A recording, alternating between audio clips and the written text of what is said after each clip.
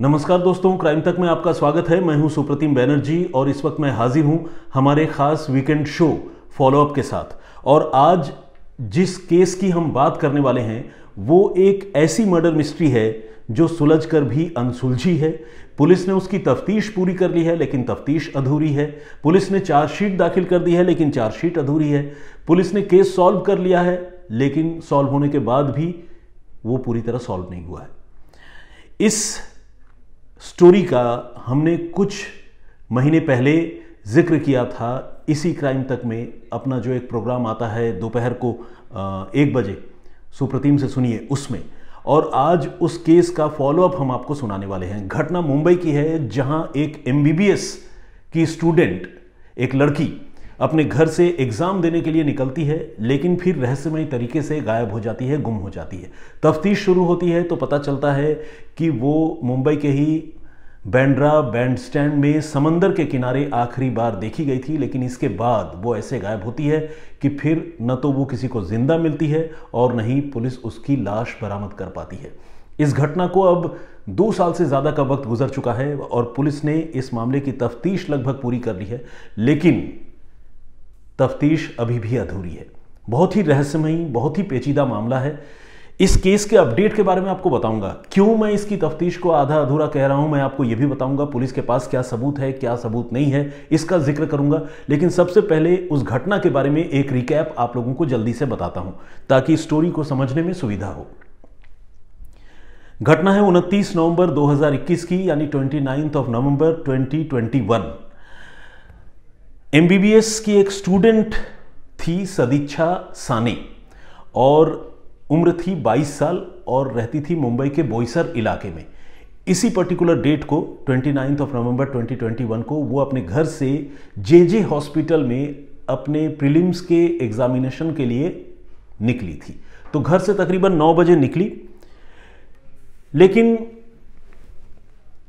शाम हो गई, सदिच्छा घर वापस नहीं आई। घर वाले बहुत परेशान हुए, फ़ोन करते रहे लेकिन फ़ोन भी स्विच ऑफ हो चुका था और काफ़ी कोशिश के बावजूद वो अपनी बेटी को फिर ट्रैक नहीं कर पाए, उससे कोई बातचीत नहीं कर पाए। ये अपने आप में बहुत अजीब, बहुत चौंकाने वाली बात थी। घर में सदिच्छा के पिता हैं जिनका नाम है मनीष साने, माँ हैं और 80 साल की एक बुज़ुर्ग दादी भी हैं, और सदिच्छा जो घर की बेटी है वो तो खैर थी ही।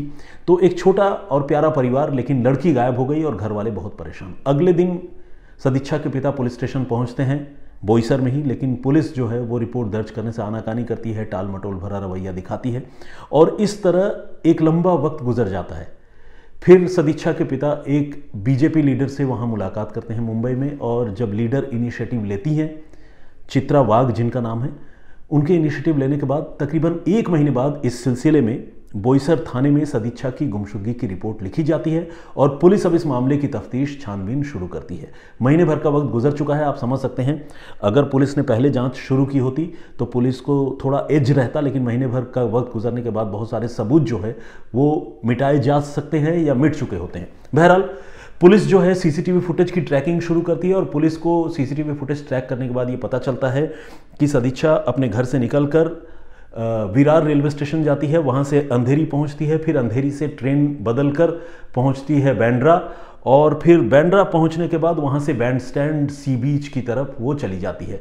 तो CCTV फुटेज जब पुलिस ने ट्रैक किया तो पुलिस को ये सारी लोकेशन जो है उसमें सदिच्छा जाती हुई दिखती है। कहने का मतलब ये कि सदिच्छा उस हॉस्पिटल में, JJ हॉस्पिटल में नहीं गई थी जहाँ उसको एग्ज़ाम आंसर करना था। अब पुलिस इसको सब्सटैंशिएट करने के लिए, इस चीज़ को और जिसे कहते हैं एविडेंट बनाने के लिए, पुलिस उसके मोबाइल फ़ोन की CDR निकालती है और फिर उसके लोकेशन को ट्रैक करने और समझने की कोशिश करती है। पुलिस को इसमें भी कामयाबी मिलती है और एग्जैक्टली उसी रूट में, उसी रास्ते में ये पता चलता है कि सदिच्छा उस रोज़ गई थी, क्योंकि उसका मोबाइल फ़ोन जब तक ऑन था तब तक इसी रूट पे वो मोबाइल फ़ोन एक्टिव दिख रहा था। तो ये तो रही शुरुआती इन्वेस्टिगेशन की बात। इसके बाद इस मामले की जांच जो है, जब पता चलता है कि आखिरी बार वो बांद्रा बैंडस्टैंड में थी, तो मामले की जांच बोईसर पुलिस से लेकर बांद्रा पुलिस को दे दी जाती है। लेकिन बांद्रा पुलिस भी जो है वो, उसकी भी तफ्तीश ढाक के 3 पात वाली होती है। वो कोई खास लीड, कोई खास जानकारी इस लड़की की गुमशुदगी के बारे में नहीं पता कर पाती है। फाइनली इस मामले की जांच जो है वो मुंबई क्राइम ब्रांच के हवाले की जाती है। आप जानते हैं क्राइम ब्रांच मुंबई की एक टॉप यूनिट है जो अपनी इन्वेस्टिगेशन के लिए जानी जाती है, और क्राइम ब्रांच जो है इस मामले की छानबीन शुरू करता है। क्राइम ब्रांच की तफ्तीश में वो कुछ मुखबिरों से बातचीत करती है क्राइम ब्रांच की टीम, और इस कोशिश में क्राइम ब्रांच वालों को यानी मुंबई पुलिस को ये पता चलता है कि 29 नवंबर की रात को 29 नवंबर नाइट सदिच्छा जो है वो बांद्रा बैंडस्टैंड में थी, बहुत देर तक थी, और वहाँ उसकी मुलाकात मिट्ठू सिंह नाम के एक आदमी से हुई। मिट्ठू सिंह बेसिकली एक लाइफ गार्ड है जिसकी उस रोज़ शाम को और रात को बांद्रा बैंडस्टैंड के सी बीच पर ही ड्यूटी थी, और यहाँ पर सदिच्छा की मुलाकात मिट्ठू सिंह से हुई थी। ये बात तफ्तीश के दौरान पुलिस को पता चलती है। कुछ मुखबिर और कुछ चश्मदीद पुलिस को ऐसे मिलते हैं जो पुलिस को ये सारी बातें बताते हैं। पुलिस जब मिट्ठू सिंह से पूछताछ करती है तो वो कंफर्म करता है कि हाँ, सदिच्छा नाम की लड़की उस रोज़ मिली थी, लेकिन वो उससे आखिरी मुलाकात थी। उस रोज़ उसने कुछ सेल्फीज़ भी क्लिक किए थे सदिच्छा के साथ। सदिच्छा वहीं सी बीच के अगल बगल घूम रही थी और उससे उसकी दोस्ती हो गई थी। लेकिन इसके बाद वो अपने घर चला गया था रात को, देर रात को, और अगले दिन उसने फेसबुक पर सदिच्छा को फ्रेंड रिक्वेस्ट भी भेजी थी, लेकिन वो फ्रेंड रिक्वेस्ट एक्सेप्ट नहीं हुई। और इसके आगे मिट्ठू सिंह का कहना था कि सदिच्छा कहाँ गई, मुझे इसके बारे में कोई जानकारी नहीं है। लेकिन पुलिस को इस पर शक था मिट्ठू सिंह पर, तो इसीलिए पुलिस ने ब्रेन मैपिंग और नार्को एनालिसिस टेस्ट दोनों करवाया। लेकिन इन दोनों टेस्ट करने के बावजूद पुलिस को मिट्ठू से कोई खास जानकारी सदिच्छा के बारे में नहीं मिल पाई। इधर उधर से पुलिस को जो जानकारी मिल रही थी उससे पुलिस को ये पता चल रहा था कि शायद मिट्ठू सिंह ने सदिच्छा की उस रात को ही हत्या कर दी थी, और हत्या करने के बाद डेड बॉडी को डिस्पोज ऑफ करने में, ठिकाने लगाने में एक उसके दोस्त जब्बार अंसारी ने उसकी मदद की थी। ये शुरुआती तफ्तीश थी पुलिस की। लेकिन अजीब बात यह थी कि ये इस तफ्तीश के बावजूद पुलिस जो है वो सदिच्छा की लाश बरामद नहीं कर पाई। अब आप समझ सकते हैं, जिस मामले में पुलिस एफआईआर दर्ज करने में 1 महीने का वक्त लगा दे और उसके बाद तफ्तीश होती रहे, और मिट्ठू सिंह के चेहरे से नकाब हटने में तकरीबन साल भर से ज़्यादा, 14 महीने से ज़्यादा का वक्त लग जाए, तो फिर अगर मान लीजिए पुलिस को ये पता चल भी जाए कि हत्या हो गई थी लड़की की और लाश कहीं समंदर में फेंकी गई या निपटाई गई, तो फिर वो लाश कैसे बरामद हो सकती है। तो इसीलिए शुरुआती तफ्तीश में मिट्ठू सिंह के गिरफ्तार हो जाने के बावजूद 2 बातें बिल्कुल अनक्लियर थी। एक तो इस मर्डर का कोई मोटिव पुलिस को समझ में नहीं आ रहा था, और दूसरा सदिच्छा की लाश पुलिस लाख कोशिश के बावजूद बरामद नहीं कर पाई थी। अब ये तो रिकैप की बात हुई। अब आपको लेटेस्ट अपडेट इस केस का मैं बताने वाला हूं। मैं आपको बताऊं कि मुंबई पुलिस की क्राइम ब्रांच ने इस मामले की तफ्तीश अपने हिसाब से लगभग पूरी कर ली है, जो मेरे हिसाब से अभी भी अधूरी है। 1700 पन्नों की एक भारी भरकम चार्जशीट मुंबई पुलिस ने कोर्ट में दाखिल की है और आरोपी मिट्ठू सिंह और उसके दोस्त जब्बार अंसारी को बनाया। और इसमें मुंबई पुलिस ने 100 गवाहों के नाम दर्ज किए हैं, जिनके टेस्टिमनीज, जिनके विटनेस, जिनको आई विटनेस के तौर पर उसमें मेंशन किया है पुलिस ने, और यह चार्जशीट का एक हिस्सा है। अब पुलिस इस मामले में जो आरोपियों के खिलाफ इन्वेस्टिगेशन करके सबूत जुटाने में कामयाब हुई है, वो आपको बताता हूं। एक तो पुलिस का कहना है कि उसके पास वो सेल्फीज मौजूद है जो उस रोज रात को मिट्ठू सिंह नाम के लड़के ने सदिच्छा साने के साथ मिलकर क्लिक किए थे, और सेल्फीज का होना इस बात को प्रूव करता है कि आखिरी बार मिट्ठू सिंह उसके साथ था जब सदिच्छा जिंदा देखी गई थी। तो इससे यह भी लगता है कि मिट्ठू सिंह उस लड़की के डिसअपियरेंस में, गुमशुदगी में या कत्ल में शामिल है। तो एक तो सबूत की बात यह है। दूसरा, मिट्ठू सिंह का उसी बांद्रा बैंडस्टैंड पर एक फूड स्टॉल भी था, और उस फूड स्टॉल में काम करने वाला जो कुक है, जिसे हम रसोइया कहते हैं, और वहाँ का जो डिलीवरी बॉय है, उसने पुलिस को एक चौंकाने वाली बात बताई है। इन दो लोगों ने पुलिस को यह बताया है कि तकरीबन महीने भर बाद एक रोज एक लाश, यानी दिसंबर के महीने में एक लाश समंदर में बहती हुई किनारे की तरफ आ गई थी। और उस रोज जब लाश किनारे की तरफ आई तो बैंडस्टैंड के आसपास के इलाके में काफ़ी हलचल थी, क्योंकि समंदर के किनारे से लाश बरामद हुई है। और उस रोज ये मिट्ठू सिंह अपने दोस्त जब्बार अंसारी के साथ बांद्रा बैंडस्टैंड में बैठकर ये बात कर रहे थे कि अगर ये लड़की की लाश हुई तो हम तो गए, हम पकड़े जाएंगे। ये बात मिट्ठू सिंह के ही फूड स्टॉल के रसोइये और उसके डिलीवरी बॉय ने सुनी थी। जब मुंबई पुलिस की क्राइम ब्रांच ने इस मामले की जांच शुरू की तो इन दोनों लड़कों ने ये बात मुंबई पुलिस की टीम को बताई और उनके इस कन्फेशन को या उनके इस टेस्टिमनी को, कन्फेशन नहीं कहेंगे, उनके इस टेस्टिमनी को, उनके इस गवाही को मुंबई पुलिस ने एक अहम गवाह और सबूत के तौर पर अपने चार्जशीट में मेंशन किया है। यहाँ खास बात यह है कि इस तरह का कोई भी इंफॉर्मेशन जब पुलिस को मिलता है तो वो एक तरह से एक्स्ट्रा जुडिशियल कन्फेशन के तौर पर माना जाता है, प्रोवाइडेड कि वो जो एक्यूज्ड है उसके हवाले से हो। लेकिन यहाँ जिन लोगों ने पुलिस को ये बात बताई है उन्होंने ये बात ओवर हियर करने की, यानी कानों सुनी बात उन्होंने कहते हुए सुना था, ये बात उन्होंने पुलिस को बताई है और ये भी एक सबूत के तौर पर पुलिस इसको ट्रीट कर रही है। इसके अलावा बैंडस्टैंड में ही एक सी रॉक के नाम से एक होटल है, उस होटल के कुछ सिक्योरिटी गार्ड्स ने पुलिस को यह बयान दिया है कि 29 नवंबर 2021 की रात को उन्होंने काफ़ी दूर से ये देखा था कि मिट्ठू सिंह, ये जो लाइफ गार्ड है, वो एक लाइफ जैकेट पहनकर समंदर में किसी के साथ स्विम कर रहा है, तैर रहा है और अंदर की तरफ जा रहा है।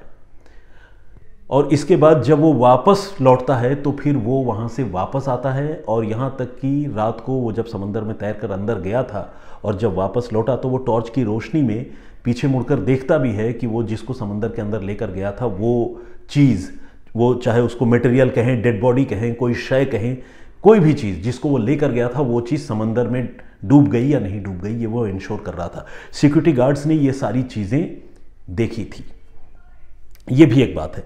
इसके अलावा आपको बताऊं, ट्रोम्बे के समंदर के किनारे एक लाश तकरीबन 1 महीने बाद यानी दिसंबर 2021 को पुलिस ने बरामद की थी और वो लाश समंदर के किनारे बहकर आई थी। वो लाश एक महिला की थी और पुलिस को ये शक है कि शायद वो लाश सदिच्छा साने की हो सकती है, जिसकी मिट्ठू सिंह ने हत्या करने के बाद बांद्रा बैंडस्टैंड के समंदर में तकरीबन 150 मीटर आगे जाकर गहरे समंदर में उस लाश को फेंक दिया था, डुबो दिया था। और वो लाश ट्रोम्बे के समंदर के किनारे पर पुलिस ने बरामद की तकरीबन महीने भर बाद।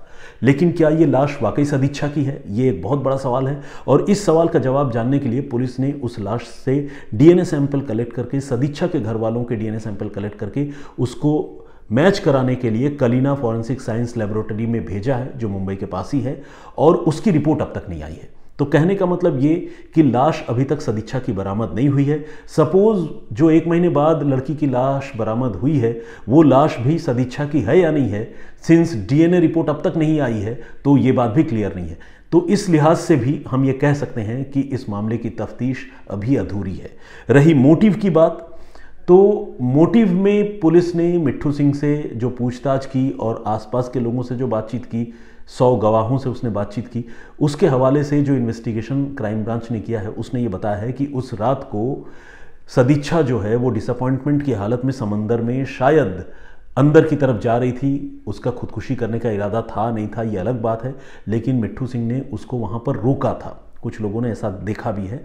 लेकिन इसके बाद मिट्ठू सिंह ने सदिच्छा को गलत तरीके से टच किया, उसे छुआ, उसे मोलेस्ट करने की कोशिश की और जब ऐसा मिट्ठू सिंह ने किया तो सदिच्छा ने इसका विरोध किया और इसी विरोध के दौरान दोनों के बीच में लेट नाइट को, क्योंकि 3 बजे रात तक तो वो जगे हुए थे, एक दूसरे के साथ चिल कर रहे थे, सेल्फी ले रहे थे, लेकिन इसके बाद ये सारी चीज़ें हुई लेट नाइट, जिसे हम इंग्लिश में वी आवर कहते हैं। तो वी आवर में ये घटना हुई पुलिस की तफ्तीश के मुताबिक और तब सदिच्छा को मिट्ठू सिंह नाम के इस आदमी ने मोलेस्ट करने की कोशिश की थी, जिसका सदिच्छा ने विरोध किया था। तब मिट्ठू सिंह ने सदिच्छा को धक्का दिया और धक्का देने की वजह से वहीं बैंडस्टैंड में समंदर के किनारे जो पत्थर हैं उसमें जाकर सदिच्छा जोर से टकराई, उसके सिर में चोट लगी और इसके बाद उसकी मौत हो गई। फिर उसकी डेड बॉडी को मिट्ठू सिंह ने अपने साथी जब्बार अंसारी के साथ मिलकर समंदर में ही ले जाकर फेंक दिया। आप कह सकते हैं कि गहरे पानी में उस लाश को उसने दफना दिया। तो ये पुलिस की तफ्तीश का निचोड़ है, जिसमें मोटिव जो है रेप अटेम्प्ट को या मोलेस्टेशन को पुलिस ने बताया है और लोगों के टेस्टिमनी के आधार पर, लोगों की गवाही के आधार पर पुलिस ने, क्राइम ब्रांच ने मिट्ठू सिंह को और जब्बार अंसारी को अक्यूज्ड बना है। लेकिन सबसे बड़ी बात यह है कि अब तक उस लड़की की लाश ही बरामद नहीं हुई है जिसके मर्डर का केस पुलिस ने बनाया है और जिसके मर्डर के मामले में पुलिस 1700 पन्नों की चार्जशीट 2 लोगों के खिलाफ दाखिल कर चुकी है। कल को अगर मान लीजिए कलीना फॉरेंसिक साइंस लैबोरेटरी से जो डीएनए रिपोर्ट सामने आती है, अगर उसमें यह पता चलता है कि ट्रॉम्बे में समंदर के किनारे जिस महिला की लाश मिली थी वो महिला की लाश जो है सदिच्छा की लाश नहीं थी, तो फिर ये मुंबई पुलिस और क्राइम ब्रांच के इन्वेस्टिगेशन के लिए एक बड़ा झटका साबित होगा। क्योंकि फिर ये जो मुलजिम है वो ये कहेंगे कि हमने तो मारा ही नहीं, अगर मारा तो आप लाश बरामद कीजिए या लाश बरामद करके हमें दिखाइए, तभी तो आप हमें दोषी बता सकते हैं। तो इस तरह का एक प्ली जो है ये मुलजिम लेने में कामयाब होंगे। तो ये एक ऐसी कहानी है जिसमें एक लड़की की रहस्यमयी मौत की दास्तान छुपी है, एक ऐसी मौत जो समंदर में हुई, लाश भी समंदर में निपटाई गई, लेकिन तकरीबन 2 साल का वक्त गुजरने के बावजूद लाश का अब तक कोई पता ठिकाना नहीं है। तो ये लेटेस्ट अपडेट है। चार्जशीट दाखिल होने के बाद अब इस मामले में ट्रायल की शुरुआत होगी, तमाम गवाहों के बयान दर्ज किए जाएंगे कोर्ट में और फिर क्रॉस इंटरोगेशन होगा। कब तक इन दोनों को सज़ा होती है, सज़ा होती भी है या नहीं, लाश मिलती भी है या नहीं, ये अभी आने वाले दिनों में देखने वाली बात होगी। तो आज के फॉलोअप के इस एपिसोड में ये कहानी यहीं तक। आई होप कि आपने ये कहानी पहले सुनी होगी, लेकिन अब जो अपडेट मैंने आपको बताई है, ये अपडेट या ये जानकारी आपके लिए ज़रूर नई है। इस कहानी को सुनने के बाद आप क्या सोचते हैं, आपकी राय क्या है, प्लीज़ ये हमें कमेंट बॉक्स में लिख के ज़रूर बताइएगा। हाँ, एक और बहुत अहम बात मैं आपको बताना चाहता हूँ, वो ये कि सवाल ये उठता है कि एक लड़की जो एग्ज़ाम देने के लिए घर से निकली थी, आखिर वो एग्ज़ाम दिए बगैर मुंबई के सी बीच के किनारे क्यों चली गई। और पुलिस की जो तफ्तीश है उसमें मोबाइल फ़ोन और ट्रेन में उसके आते जाते हुए, ऑटो से बैंड स्टैंड तक आते हुए सारी तस्वीरें पुलिस को मिली हैं। इसका जवाब मेरे हिसाब से ये हो सकता है कि शायद लड़की की एग्ज़ाम की तैयारी प्रॉपर नहीं थी, वो डिसअपॉइंटेड थी और वो इसीलिए एग्ज़ाम फेस नहीं करना चाहती थी, और उसी डिसअपॉइंटमेंट की हालत में, या आप कह लीजिए कि डिप्रेशन की हालत में वो समंदर के किनारे गई थी, जहां शायद वो खुदकुशी करना चाहती थी। और वहां इन लोगों ने पहले तो उसे बचाया, खासकर मिट्ठू सिंह ने, और फिर बचाने के बाद उसको एक्सप्लॉइट करना चाहा, जिसके बाद ये पूरी घटना हुई। तो वजह जो है उस लड़की का एग्ज़ाम सेंटर न जाकर बांद्रा बैंड स्टैंड तक आने की जो है, वो मुझे तकरीबन कुछ ऐसे ही लगती है, और पुलिस की चार्जशीट में भी यही बात है। लेकिन सुसाइड वाली कोई बात है या नहीं पुलिस की चार्जशीट में, इसके बारे में मुझे जानकारी नहीं है। लेकिन इतना ज़रूर है कि वो एग्ज़ाम देने की जगह सी बीच तक गई थी और उसने एग्ज़ाम स्किप कर दिया था, ये बात पुलिस की चार्जशीट जो है वो कहती है। तो खैर, इस मामले में आगे भी जो अपडेट होगा मैं आप लोगों को इसी क्राइम तक पर बिल्कुल फिर से वाकिफ़ कराऊंगा, जानकारी उसकी दूंगा। और जैसा कि मैंने आप सबसे कहा कि अगर हो सके तो इस स्टोरी को सुनने के बाद, इस फॉलोअप के एपिसोड को देखने सुनने के बाद आप अपनी राय कमेंट बॉक्स में लिखकर हमें दीजिए। पिछला एपिसोड हमने किया था उदयपुर के कन्हैयालाल टेलर के कत्ल के मामले में, उसके ऊपर कि पुलिस की तफ्तीश उस मामले में कहाँ तक पहुँची, जो तकरीबन 9 से 10 लोग उस मामले में आरोपी बनाए गए थे वो कहाँ हैं। तो उस एपिसोड को आपने से बहुत सारे लोगों ने देखा है, बहुत पसंद भी किया है और बहुत सारे कमेंट्स आए हैं। तो कुछ कमेंट्स मैं पढ़ना चाहता हूँ। रूपा चट्टोपाध्याय जी हैं, इन्होंने स्टोरी टेलिंग की तारीफ़ की है और फॉलोअप के इस कॉन्सेप्ट को भी उन्होंने काफ़ी सराहा है। मैडी44SS के नाम से एक आईडी है, उन्होंने जो है प्रीवियस जो हमारी स्टोरी थी उदयपुर के कन्हैयालाल टेलर के कत्ल के मामले की, उसमें 2 भाई थे जिन्होंने कातिलों को पकड़ने में पुलिस की बड़ी मदद की थी, उनकी तारीफ़ की है, तारीफ़ करना बनता है। इकराम आलम जी ने भी अपनी बात लिखी है, उन्होंने कहा है कि ऐसे गुनहगार जो दूसरों की जान ले लेते हैं और इतने ब्रूटल तरीके से, ऐसे लोगों को सोसाइटी में रहने का कोई हक नहीं है और उन्हें जो है बहुत कड़ी सज़ा मिलनी चाहिए। बहुत अच्छी बात। प्रिया संजय जी के नाम से एक आईडी है, उन्होंने भी अपना कमेंट किया, बहुत स्वागत आपका। सुप्रिया पाटिल जी ग्रीवा _को के नाम से एक आईडी है, उन्होंने कहा है great story teller, thank you very much ग्रीवा, बहुत शुक्रगुजार आपका। सुनील कुमार गर्ग जी, इन्होंने बड़ी अफसोस का इजहार किया है ये कहते हुए कि जिन लड़कों ने आतंकियों को और कन्हैयालाल टेलर का गला काटने वाले सिरफिरे लोगों को पकड़ने में मदद की, उनकी हमारी देश की एजेंसियां और सरकार जो है उतना ख्याल नहीं रख रही है जितना रखना चाहिए। बाली 9963 के नाम से एक आईडी है, उन्होंने भी कमेंट किया है। शमा सेठी स्टेनर के नाम से एक आईडी है, पता नहीं मैं ठीक से पूरा नाम पढ़ पाया या नहीं। शमा तो है, सेठी भी है, हाँ मैंने नाम ठीक पढ़ा, असल में सारे नाम और सरनेम जो है वो क्लब्ड होते हैं, एक साथ जुड़े हुए होते हैं, तो पढ़ पाना, उसको रिट्रीव कर पाना कई बार थोड़ा मुश्किल होता है। समीर पुरोहित जी का भी कमेंट आया है, बहुत धन्यवाद आपका। अलीश शदाश के नाम से एक आईडी है, उन्होंने भी अपनी बात रखी है। प्रदीप भंबू जी रेगुलर लिसनर है हमारे, अंकित व्लॉग्स के नाम से हमारे एक साथी हैं, वो भी कमेंट करते हैं। भारत चौहान जी का कमेंट आया है, विजेंद्र सिंह जी, प्रवीण के, करुणा भट्ट, बिल्कुल करुणा भट्ट, हिमांशु गोस्वामी जी, अनिल गुप्ता जी, नवीन दर्जी, मौलाना निसार अहमद नागपुरी साहब, मिस्टर सैफ बाबू और राजू सिंह जी ने भी अपनी बात रखी है। साहिल रज़ा, राघवेंद्र तिवारी, डीएस भक्ति, रेखा बोंगाशी के नाम से, नहीं, मैं नाम ही गलत पढ़ रहा हूँ, रेखा राजवंशी, ओके गॉट इट, रेखा राजवंशी के नाम से एक हमारी दर्शक हैं, उन्होंने अपना कमेंट किया है, thank you very much Rekha ji. Anil Varma ji, Suresh Gupta ji, thank you very much. Mamuni Borgohain regular comment करती हैं, बिल्कुल मिस नहीं करती, thank you very much. Rabina Haq ने भी अपनी राय रखी है और उन्होंने थम्स अप किया है। मोहम्मद गुड्डू, प्रशांत यादव, सुमन मोरे, उमा शर्मा जी बेंगलोर से हैं, मेरी बहन हैं। और वायरल भोजपुरी वीडियो के नाम से एक कमेंट आया है, बहुत स्वागत आपका, संतोष गुप्ता जी हैं। और भी हिमांशु ने भी कमेंट किया है, ग्रेट स्टोरी टेलिंग उन्होंने लिखा है। और नडेला नहीं आई एम सॉरी नेल्डा कासियो के नाम से एक आईडी है, उन्होंने गुड मॉर्निंग सर लिखा है। तो इस तरह से बहुत सारे लोगों ने कमेंट किया है, कुछ लोगों ने सब्जेक्ट पर कमेंट किया है, अपनी राय दी है, कुछ लोगों ने स्टोरी टेलिंग की तारीफ की है, कुछ लोगों ने क्रिटिकल एनालिसिस किया है। तो सारे लोगों का मैं बहुत बहुत स्वागत करता हूं। और एक बार फिर से आप सबको आज जो स्टोरी मैंने आप सबको सुनाई फॉलोअप में, उस पर आपकी राय देने के लिए मैं रिक्वेस्ट करता हूं, प्लीज़ अपनी राय दें, वीडियो को देखें, अगर अच्छा लगे तो लाइक भी कीजिए। मैं फिर हाजिर होऊंगा अगले हफ्ते किसी और फॉलोअप के एपिसोड के साथ, किसी और कहानी के साथ। तब तक के लिए मुझे इजाज़त दीजिए और अपना बहुत ख्याल रखिए। जय हिंद, जय भारत।